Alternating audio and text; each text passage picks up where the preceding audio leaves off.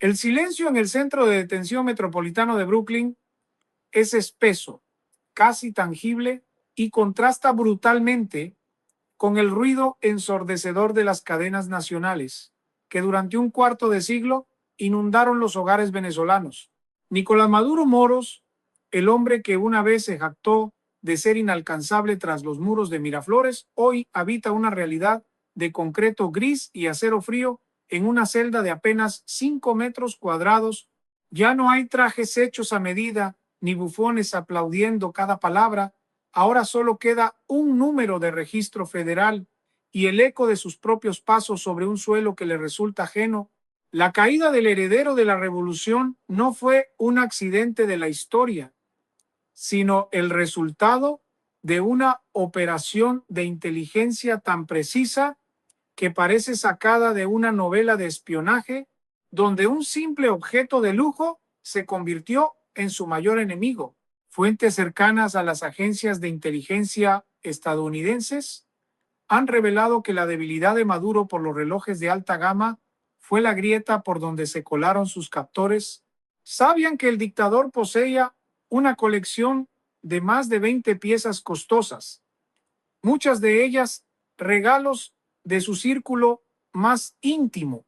Fue así como la Agencia Central de Inteligencia logró infiltrar un reloj de $50,000 en su muñeca izquierda a través de un empresario venezolano con nexos comerciales en los Estados Unidos.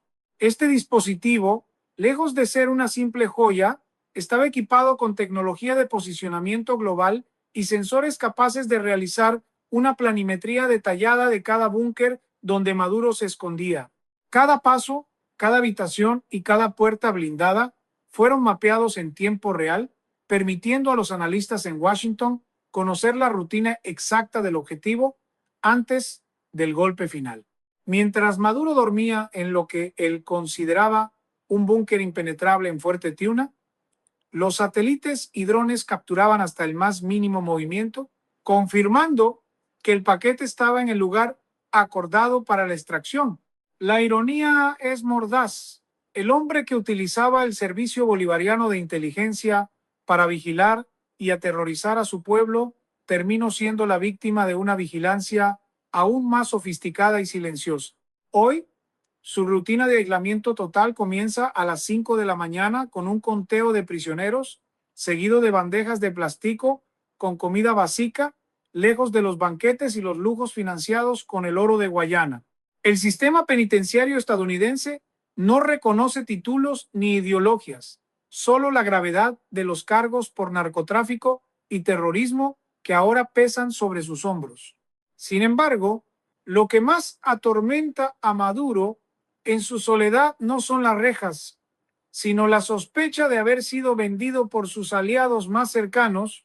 El nombre de Delcy Rodríguez y su hermano Jorge resuena en los análisis geopolíticos como los arquitectos de una transición pactada con Washington y mediada por el Reino de Qatar. Se dice que los hermanos Rodríguez comprendieron que el tiempo de Maduro había expirado y decidieron liderar el nuevo orden para salvar sus propias fortunas. En esta celda, la más vigilada del mundo, el antiguo líder sindical se enfrenta al espejo de su propia ambición. Mientras Venezuela comienza a caminar hacia un horizonte incierto, donde el poder real ya no emana de su voluntad, sino de las negociaciones en las sombras que él ya no controla.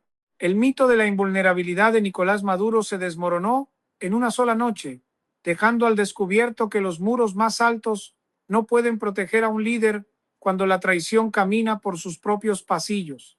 Durante más de 2 décadas, el régimen bolivariano invirtió miles de millones de dólares en un aparato de seguridad que mezclaba la brutalidad de las milicias locales con la sofisticación técnica de asesores rusos y la paranoia disciplinada del G2 cubano. Se decía que nadie podía acercarse a menos de 500 metros del círculo presidencial sin ser detectado por drones térmicos o interceptores de señales de última generación. Sin embargo, la noche de la extracción forzada, este despliegue de fuerza se volvió una cáscara vacía.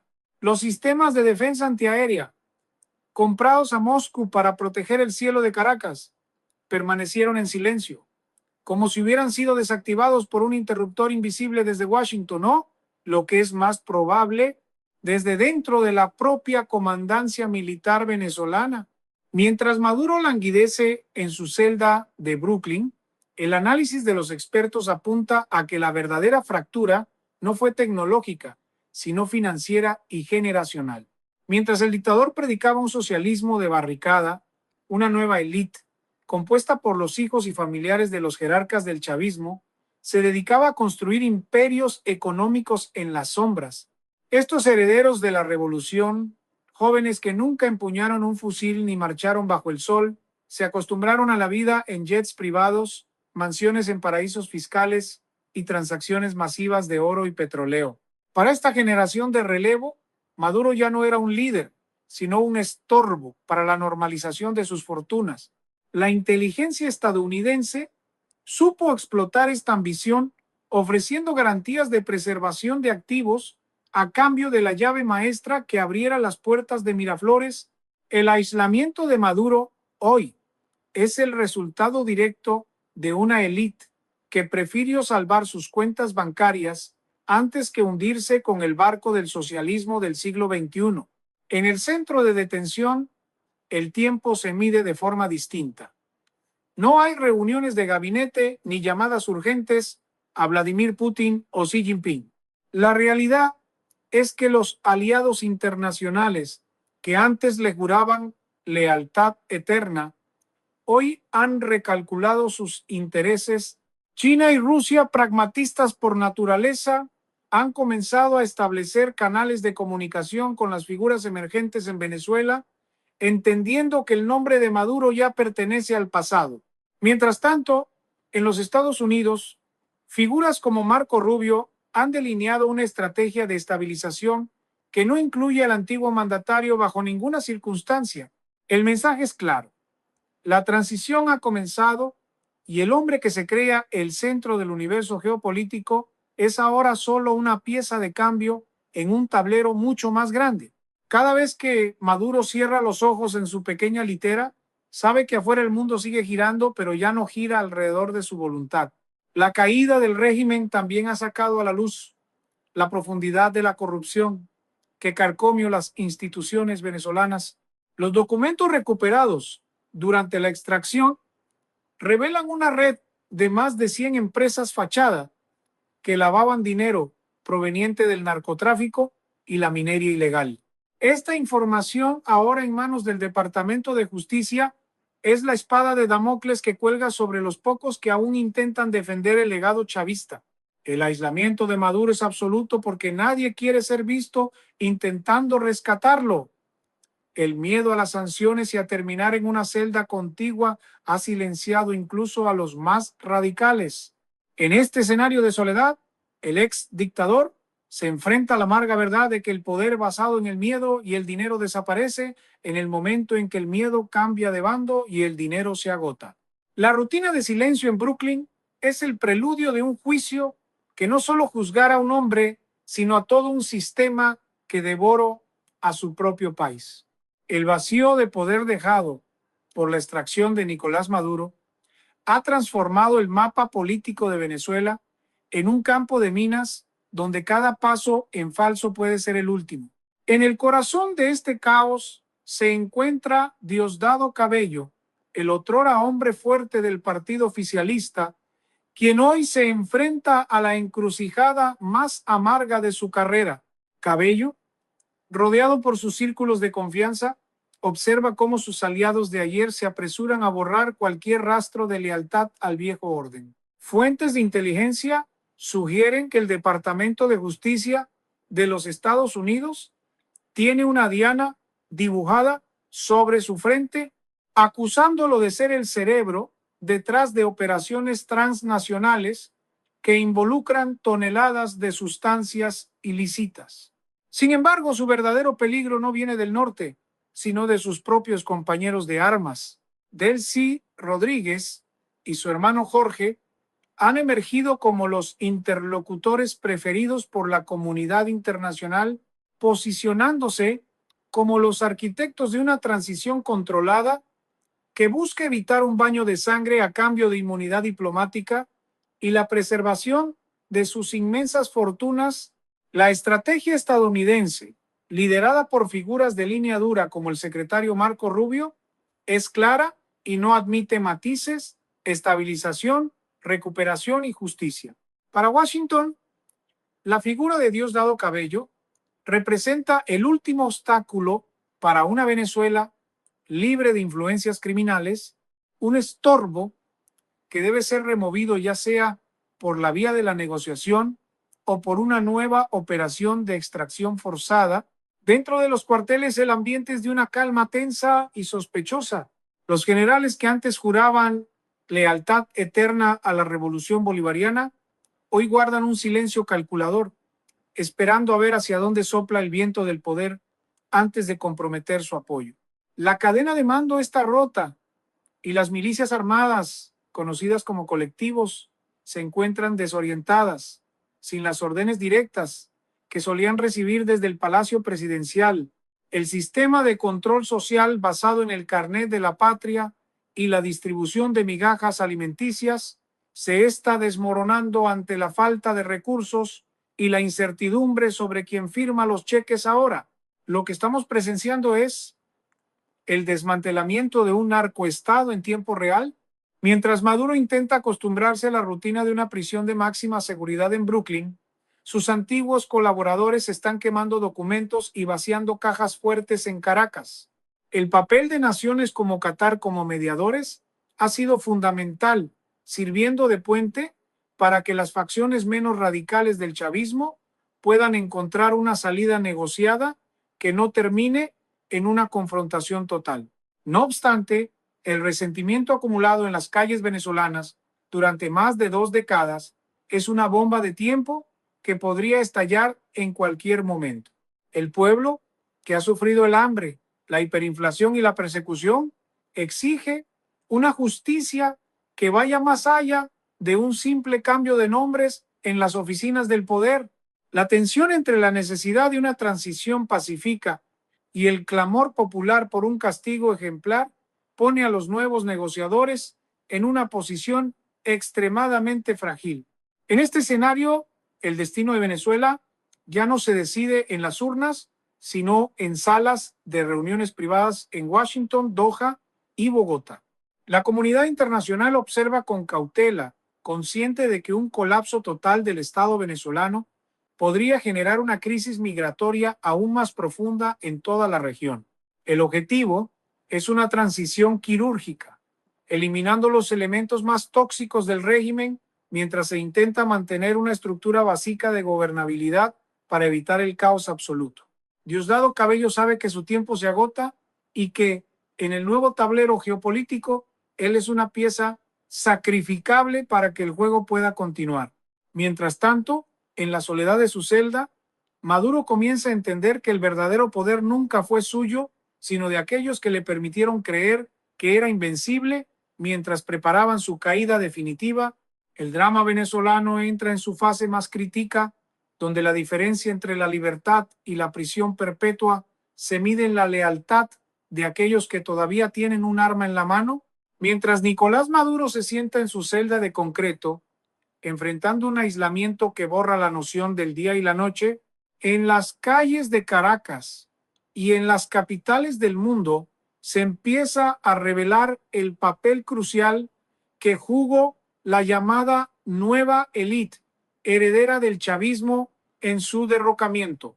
Ya no hablamos de los viejos comandantes de la montaña, sino de una generación de hijos y familiares directos de los jerarcas del régimen que, lejos de las consignas socialistas, crecieron rodeados de una opulencia obscena. Mientras el ciudadano común perdía kilos por la desnutrición y huyó por las trochas hacia Colombia, estos jóvenes, conocidos como los bolichicos, se paseaban por las avenidas de Madrid, París y Miami, operando una red de privilegios que finalmente se convirtió en la soga que asfixió a la revolución. Estos herederos no sentían lealtad por el proyecto bolivariano, sino por el estilo de vida que el dinero del petróleo y el oro de Guayana les permitía financiar, y fue precisamente ese deseo de preservar su estatus lo que los llevó a negociar con las agencias de inteligencia occidentales. El periodista de investigación Castro Ocando ha documentado cómo estas redes financieras, que manejaban miles de millones de dólares en contratos estatales y empresas fachada, comenzaron a ser infiltradas por el Departamento del Tesoro de los Estados Unidos.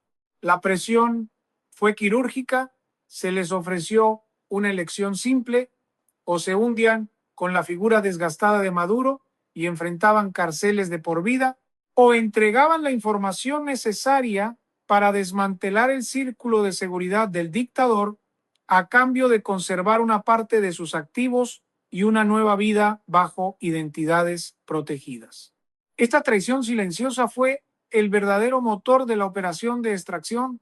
Fue un empresario cercano a esta nueva élite quien, bajo la dirección de la Agencia Central de Inteligencia, entregó aquel reloj de lujo que Maduro portaba con orgullo. Ese reloj no era solo una joya, era un caballo de Troya tecnológico que permitía a los analistas en Washington escuchar las conversaciones más privadas en el despacho presidencial y conocer con precisión de centímetros la ubicación de los inhibidores de señal y las rutas de escape del búnker.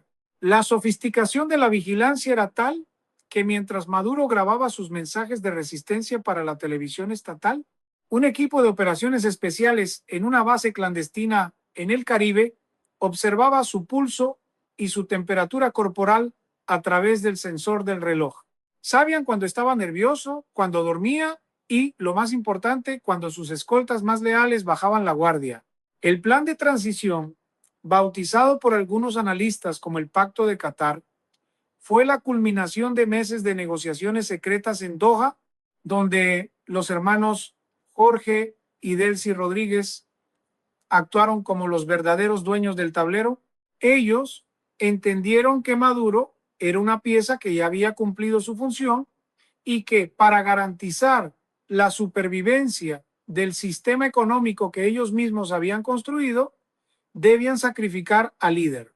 El aislamiento total de Maduro en Brooklyn no es solo una medida de seguridad, es una necesidad geopolítica para evitar que el exdictador revele los nombres de todos aquellos que lo vendieron por un puñado de dólares y una promesa de inmunidad.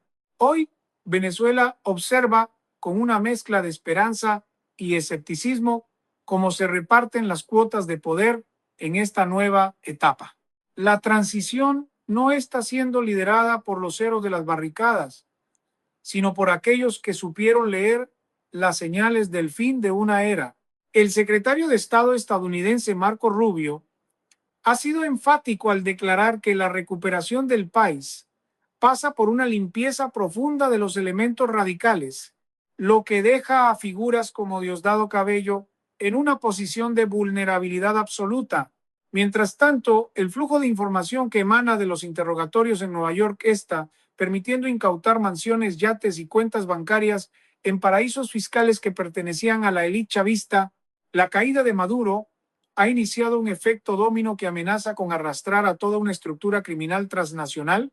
En su celda, el hombre que una vez habló con pajaritos y se creyó el heredero de Bolívar, solo tiene el silencio como compañero, mientras el mundo que él construyó sobre la miseria de millones se desintegra ante la implacable justicia de quienes una vez él llamó sus amigos más leales. En la soledad de la celda de Brooklyn, Nicolás Maduro ya no solo se enfrenta a los fiscales de la Federación, sino a la sombra de los millones de venezolanos que se vieron obligados a cruzar fronteras, desiertos y selvas, huyendo de su gestión, mientras el equipo legal del exmandatario intenta desesperadamente descalificar las pruebas obtenidas mediante la vigilancia electrónica del reloj de alta gama. En los pasillos del Departamento de Justicia se acumulan testimonios de víctimas directas de la represión. Este no es solo un juicio por conspiración para el narcotráfico, es un ajuste de cuentas con la historia.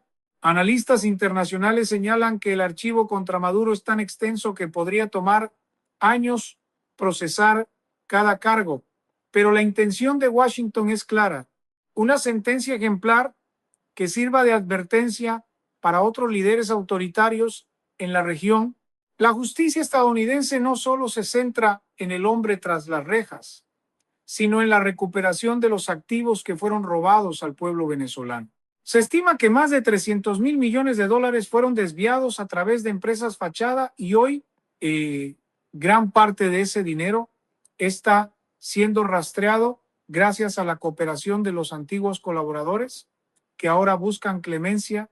La transición en Venezuela, aunque compleja, comienza a dar sus primeros pasos bajo la supervisión de figuras como el secretario de Estado Marco Rubio, quien ha enfatizado que no habrá una libertad a medias.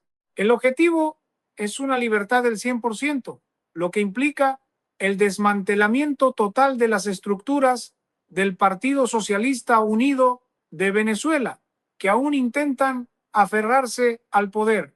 El mensaje es contundente: no se permitirá que los actores criminales se reciclen bajo una nueva fachada democrática sin antes rendir cuentas ante la ley.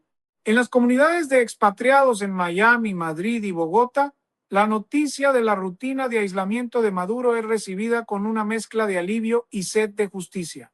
Se habla de los migrantes que perdieron la vida en la selva del Darién, de los presos políticos que languidecieron en las celdas de El Helicoide y de las familias fracturadas por la crisis económica más profunda de la historia moderna de Occidente.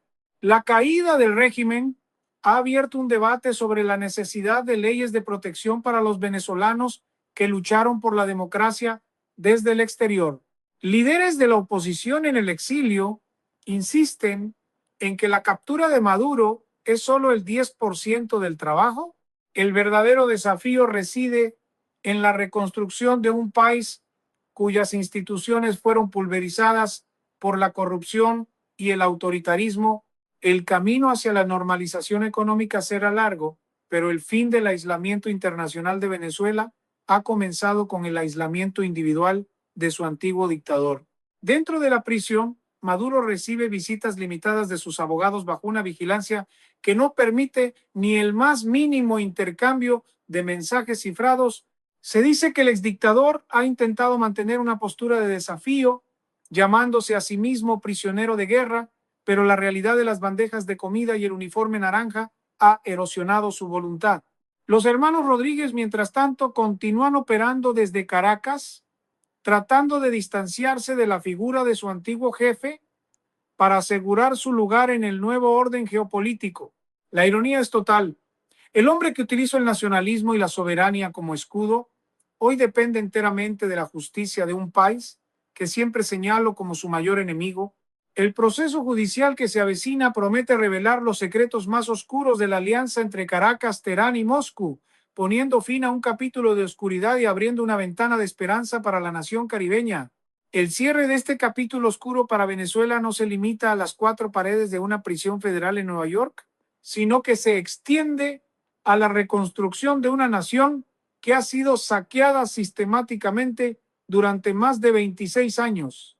La captura de Nicolás Maduro es vista por muchos expertos como apenas el 10% del camino hacia la verdadera democracia, mientras que el 90% restante reside en la capacidad de los nuevos líderes para purgar un sistema que fue diseñado para la corrupción. En los círculos políticos de Washington, figuras como el comandante Luis Quiñones y diversos grupos de la sociedad civil están impulsando iniciativas legales para asegurar que la transición no sea una simple sustitución de élites. El objetivo es una libertad del 100%, una meta que implica no solo la salida de los jerarcas, sino el retorno de los capitales robados y la dignificación de los millones de migrantes que hoy son el testimonio vivo del fracaso del socialismo del siglo XXI. La caída de Maduro ha dejado una lección geopolítica invaluable para el resto del hemisferio occidental. El poder absoluto es una ilusión que se desvanece ante la presión de la justicia internacional y la fragilidad de las lealtades compradas. Mientras el exdictador cumple sus primeras semanas en aislamiento total, el mundo observa cómo los mismos militares que ayer le juraban lealtad eterna, hoy colaboran activamente con las agencias de inteligencia para identificar las rutas del oro y los laboratorios de procesamiento de drogas que financiaron su permanencia en el poder. Este proceso de limpieza institucional es doloroso, pero necesario para que Venezuela pueda reinsertarse en la economía global. La firma de nuevas leyes de protección y el apoyo de la comunidad internacional son los pilares de un plan que busca devolver la soberanía a los ciudadanos y terminar de una vez por todas con la sombra de los colectivos armados que aún aterrorizan algunas barriadas de la capital. La rutina de Maduro en Brooklyn, marcada por el silencio y la falta de contacto con el exterior, es el espejo del aislamiento que él impuso a todo un país. Ya no hay transmisiones en vivo que duren 5 horas, ni bailes coreografiados mientras el pueblo sufre, solo queda el frío análisis de las pruebas presentadas por la fiscalía. La justicia estadounidense ha demostrado que ningún líder, por más protegido que se sienta en su búnker, está fuera de su alcance cuando se violan los tratados internacionales de lucha contra el crimen organizado. El mensaje es claro para aquellos que aún intentan sabotear la transición. La era de la impunidad ha terminado. Venezuela se prepara ahora para un futuro donde la ley sea igual para todos y donde el nombre de Nicolás Maduro Moros sea recordado únicamente como una advertencia de lo que sucede cuando la ambición de poder se coloca por encima del bienestar de un pueblo. En este último acto del drama venezolano, la resiliencia de la nación caribeña es la verdadera protagonista. A pesar de las cicatrices dejadas por años de persecución y crisis humanitaria, el espíritu de libertad permanece intacto. Mientras las últimas estructuras del régimen se desmoronan bajo el peso de las sanciones y las deserciones masivas, surge una nueva generación de venezolanos decidida a no repetir los errores del pasado. El aislamiento de Maduro es el fin de una era de sombras y el comienzo de un renacimiento que promete devolver a Venezuela su lugar como una nación próspera y democrática. La celda más vigilada del mundo guarda hoy al hombre que se creyó eterno, mientras afuera una nación entera comienza a respirar de nuevo, sabiendo que la justicia, aunque a veces tarda, siempre termina por encontrar su camino.